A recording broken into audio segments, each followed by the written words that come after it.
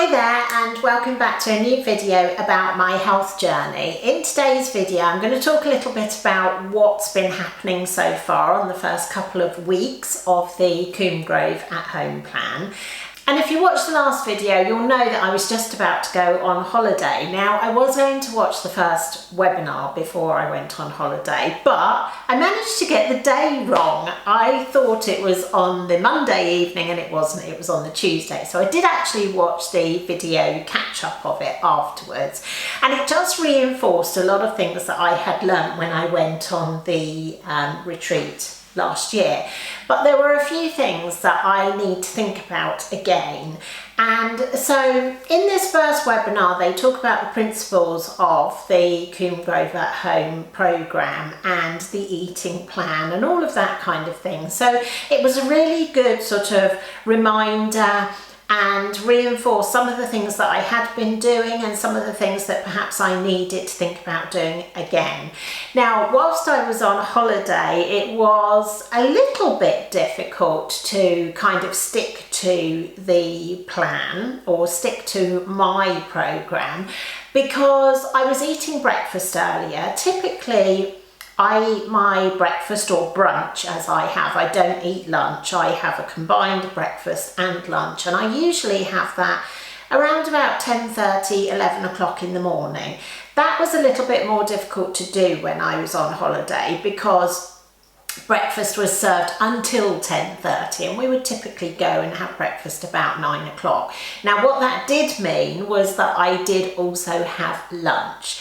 But I did still stick to some of the things that I have learned and a few of the things that were in that first webinar. So they're going through the process of talking you through the different principles.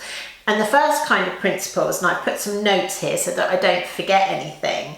The first one is to eat whole, real food. And this is something which it has become a huge problem and something which a lot of people rely on these ready meals and packets of things, and they are so bad for you because they often contain a lot of sugar, a lot of carbohydrates, and these are the things which pile on the weight and make it really difficult for you to get rid of that weight. And so one of the first principles is to start looking at what you're eating and looking at the labels, food labels, and really make sure that there aren't hundreds of ingredients in there and things that you've never heard of, because it's likely that they are so processed that they really aren't good for you. Now, I do a lot of my own cooking anyway because I really love cooking, so it's not a big problem for me. And of course, when I was on holiday, all the food was being cooked and it was beautiful food. There was a lot of vegetables and fish especially, and I do eat meat. Obviously, if you're a vegetarian, then you need to think about other ways of getting the right nutrients and proteins and all of that kind of thing in your diet. But that is all covered in this program as well. But for me, it's not an issue because I do eat meat, fish, chicken, all of that kind of thing. So whilst I was on holiday, I was eating 3 meals a day rather than my usual 2. But within those meals, I was still making sure that I was sticking to a lot of the other principles. So eating sort of really nice whole foods, making sure that every meal that I had contained protein. And that is another one of the principles that they teach you on the program, because protein is really good for helping to keep you full and stop hunger cravings. So if you make sure that every meal that you have has protein in it, it makes sure that lasts longer and you're not tempted to snack between meals. Because the problem with eating, sometimes you hear this recommendation to eat little and often. That actually is not a good idea because it just spikes your blood sugar all the time. And that's one of the things that you're trying to avoid, is to keep your blood sugar on a really nice, even level. So by eating as I do, 2 meals a day, brunch and my evening meal, then I'm not constantly spiking my blood sugar throughout the day. So although on holiday I did eat 3 meals a day, since I've been back to doing my brunch and my evening meal. And as I said, the one thing that you can do that will really help with that is to make sure that you include protein in every meal. And protein doesn't have to be things like meat. So I'm actually going to cook my brunch in a minute, and I will show you it once it's made so you can see what I include in that. But so typically in the morning, and I did this on holiday, I would have my scrambled eggs. I'd have some kind of vegetable with that. One of the things that they did on the buffet was kind of mixed sauteed or grilled vegetables, which were great to have with my scrambled eggs. And then I will typically follow that up with some yogurt, and that is Greek yogurt. It's not Greek style yogurt, it's actually the lovely thick Greek yogurt, because that has more protein in it as well, and then I'll pop some nuts on the top of that as well. So that would typically be my brunch, and that's what I'm back to doing here. And the other thing which is really important is to time your meals, and that's another one of their principles, is about optimizing your meal timing. So making sure that you have your last meal of the day a couple of hours before you go to bed, so that you're making sure you're not going to bed on a really full stomach, and to give yourself a really nice long break between your evening meal and then when you break your fast the following day, which I do, as I said, with my brunch. So those are a few of the things that I have got back to doing and getting back into my routines. One of the other things which I had stopped doing and I've now started to do again since I've been back on this program is to do with this optimizing your meals. So that breaking the fast on the following day basically means not having anything which is classed as food until you have your first meal of the day. Now that includes things like having milk in your tea or coffee in the morning. And I had stopped having milk in my first tea of the day, and more recently I had started to do that again. I'm not really sure why, because actually the taste isn't that different. And so since I've come back from holiday, I've gone back to having my first tea of the day being black. So I'm going to continue doing that so that I'm really sticking to these principles, because I want to see what kind of difference this has. So my first meal of the day, at the moment as I'm recording this, it's 10:30, and so I'm going to now cook my brunch and have that as my first meal of the day. So I'll show you what that looks like when I've cooked it. But also coming up this week, I have done my blood tests and I've had the results back from those. I did those before I went away and I've had the results back from those. So my results went to Combe Grove and they have been sent on to me by my nutritionist. And I'm pretty pleased with most of them. One of the ones that I'm not really happy with is my cholesterol. If you've watched any of my videos previously, you'll know that my doctor and also a lipid clinic have been giving me quite a hard time about my cholesterol because it is considered to be high. Now at Combe Grove, they don't focus too much on the cholesterol figure. What they tend to focus on more is your triglycerides HDL ratio. Now that of mine is okay, it's in the normal range.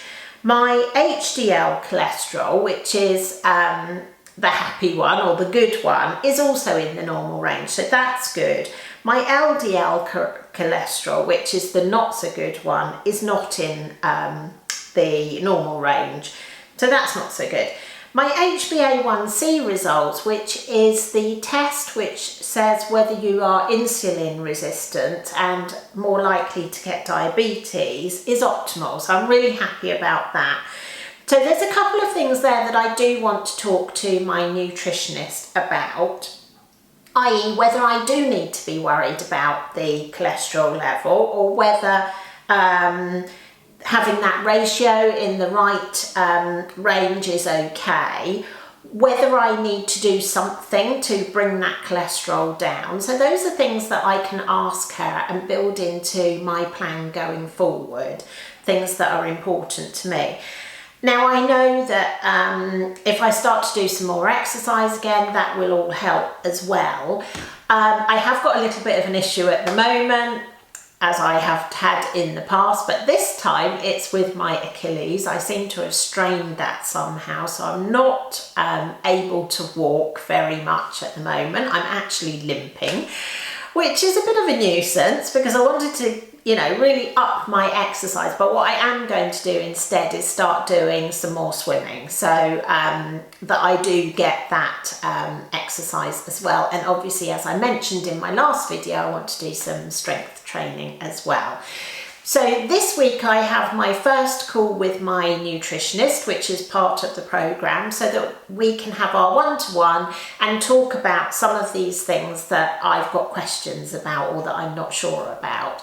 And we also have our second webinar this week, which moves on to the next set of principles of the program. So I hope that's useful, just to give you a bit of an update about what I've been experiencing and how I've been getting on, some of the challenges that I've got, some of the questions that I've got, and things that I'll be able to speak to my nutritionist about, and I'll come back and update you on those later on as well. So I thought I'd show you my brunch, which is here. I have on here avocado because they're healthy fats. I've got some smoked salmon, so I've got some omega-3 there. I've got 2 scrambled eggs on a bed of rocket, and I've got some tomatoes. And then what I'm going to put on top of that, just because I love the flavour of it, is this lemon olive oil. So it is olive oil, it's not any other oil which has nasties in it, and I'm just going to drizzle a little bit of that on the top to add some flavour. So that is the first part of my brunch, and after that I will be having a small bowl of Greek yogurt, and I have actually made some of this chia seed compote, which is made with beetroot juice, frozen berries which I've defrosted, and it's got chia seeds in it, and it creates a lovely compote which again is full of really healthy things. Also helps get your blood pressure down, and I'll put a little bit of that on top of my yogurt with a few nuts as well. So that's my breakfast. I'm not going to leave it any longer to go cold. I'm going to enjoy it, but that just gives you an idea of what I eat for my first meal of the day. So I've just spoken to Amanda, who is my nutritionist at Combe Grove, for our first one-to-one catch-up, and it was really, really helpful. I talked to her about those blood results and about my concerns about the cholesterol, and she's really put my mind at rest because a lot of my results are really positive. And we also talked we talked through my day, and so we talked about everything, about what I'm eating, about whether I'm getting enough hydration, which I'm probably not. We talked about the exercise and the fact that I can't do my walking at the moment, and she told me what I know. I need to go and see a physio really and find out what the problem is and how I can sort it out. And that instead of that, maybe I could do some swimming 3 times a week. And she's also going to send me some videos about how to use my resistance bands so that I can start building up some strength training. We also had a look about how I can build some more protein into my diet. She's given me some tips of some videos and programs that I can watch. So lots and lots of information which is really useful and pertinent to me. So I think that one of the great benefits that you get from this is that you can talk through whatever your issues are, and you can really sort of tailor this plan so that it works for you. and she talks about what your goals are, what you want to achieve, what might be preventing you from doing that, and how she can help you with that.